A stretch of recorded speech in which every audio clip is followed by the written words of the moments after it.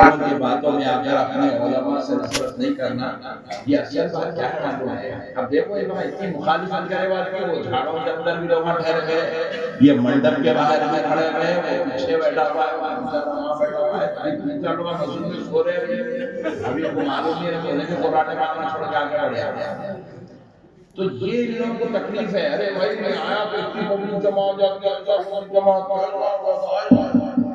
یہ واقعے ان کو یہ تکلیف ہماری الفاظ سے بھی نہیں ہے، ہماری ان کو تکلیف ہماری شخصیت سے، ہماری لوگوں کے درمیان میں ہونے والی مقبولیت سے.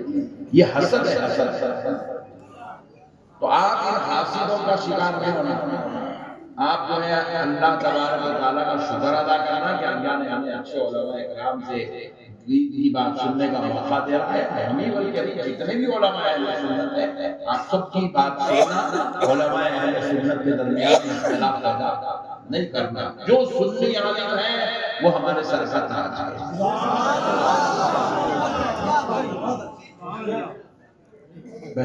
اب انشاءاللہ تعالی دیکھیے میں نے جو آیت مبارکہ کی تلاوت کا شرف حاصل کیا، اللہ تبارک و تعالیٰ اس آیت کریمہ میں حضرت عیسیٰ علیہ السلام کی ایک خصوصی شان کا ذکر کر رہا ہے.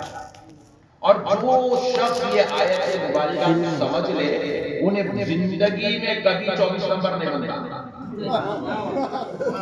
اور 24 نمبر کبھی آیت کو بیان نہیں کرتا. یہ خاص یہ آیت میں 100% عقیدہ اہل سنت کا اعلان ہے.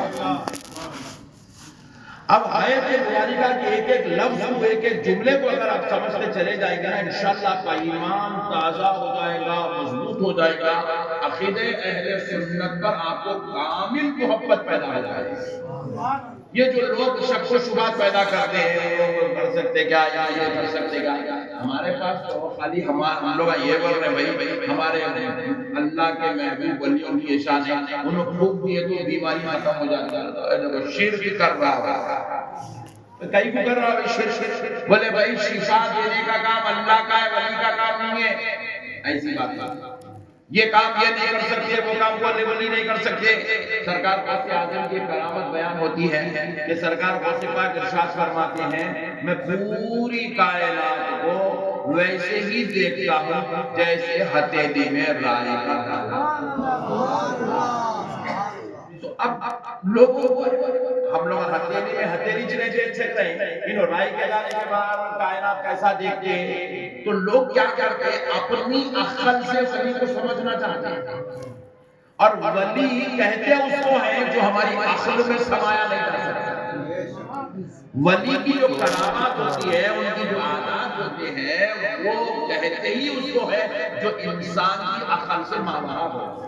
انسان جس کو سمجھ نہیں سکتا، انسان کی فہم و فطرت سے باہر، انسان کی عقل کے گھوڑے وہاں تک نہیں پہنچ سکتے جہاں ولی کی ابتدا ہوتی ہے.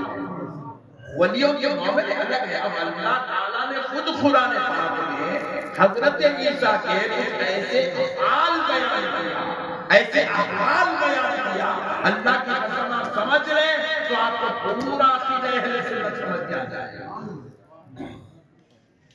اب دیکھیے اللہ تعالیٰ پہلے تعارف کرا رہا ہے اپنے پیغمبر کا، وَرَسُولًا إِلَىٰ بَنِي إِسْرَائِيلَ، اور وہ رسول بنی اسرائیل کی طرف سے. کون ہے وہ؟ حضرت عیسیٰ علیہ السلام.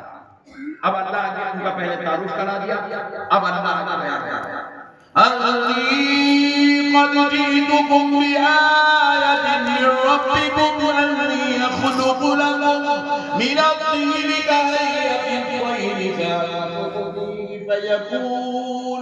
فَيَكُونُ طَيْرًا بِإِذْنِ اللَّهِ.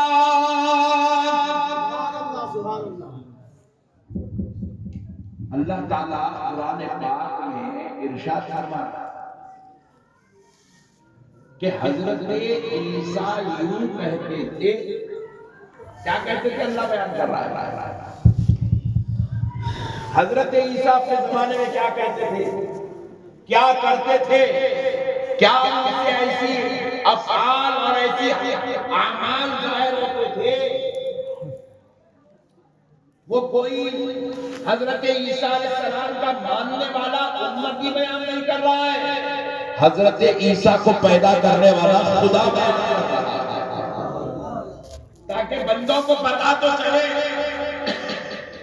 اچھا دیکھو حضرت عیسیٰ کے کیا کیا عادات تھے، کیا ان کے اقوال تھے، کیا ان کے افعال تھے۔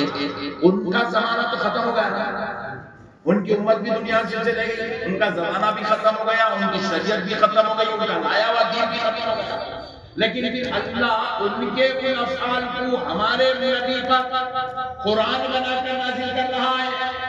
ہم نے پوچھا ہے اللہ تو نے حضرت عیسیٰ کی شان و عظمت، ان کا مقام و مرتبہ، ان کے عادات، ان کے اعمال، ان کے افعال پیارے مصطفیٰ پر قرآن بنا کر کیوں نازل کر رہا ہے؟